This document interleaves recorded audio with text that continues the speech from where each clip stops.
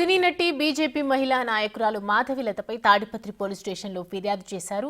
రాష్ట్ర ఎస్సీ మాల corporation director కొంకరి కమలమ్మతో పాటు TDP మహిళా కౌన్సిలర్లు కంప్లైంట్ చేశారు. తాడిపత్రి ప్రాంత మహిళలపై మాధవిలత చేసిన అనుచిత వ్యాఖ్యలు చేశారంటూ నాన్ బెయిలబుల్ కేసు నమోదు చేయాలని కోరారు. మాధవిలతను కఠినంగా శిక్షించాలని పోలీసులను కోరారు మహిళా నేతలు. ఇలా ఇంకొక నియోజకవర్గం మీద ఆమె ఉండేది కర్ణాటకలో ఉంది. తాడిపత్రి గురించి ఏది తెలీదు, జీరో నాలెడ్జ్. అలాంటిది ఒక రాజకీయ నాయకుని గురించి, ఒక ఎమ్మెల్యే గురించి మాట్లాడడం అనేది కరెక్ట్ కాదని ఇంతకు ముందే మేము చెప్పడం జరిగింది. ఇప్పుడు ఆమె మీద నాన్ బెయిలబుల్ సెక్షన్ తీసుకోవాల్సిందిగా తాడిపత్రి టౌన్ సిఐ గారికి కంప్లైంట్ ఇవ్వడం జరిగింది.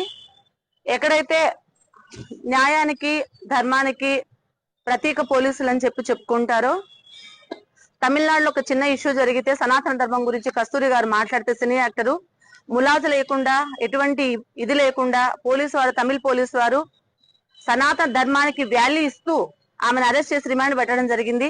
అలాగనే మేము కూడా ఇప్పుడు నటి మాధవిపై ఖచ్చితంగా చర్యలు తీసుకోవాలి. తనకు కూడా ఇంకొకసారి ఒకరి విషయాలలో జోక్యం చేసుకోకుండా, ముఖ్యంగా తను కూడా సాటి మహిళ కాబట్టి ఆడవాళ్ళ గురించి కిడ్నాప్లని, రేజింగ్లని, గాంజాయి అని చెప్పి తాడిపత్రిని ఒక తక్కువ చేసి చూపించడం కరెక్ట్ కాదు. ఆమె ఇన్స్టాలో చాలా ఫాలోవర్స్ ఉంటారు.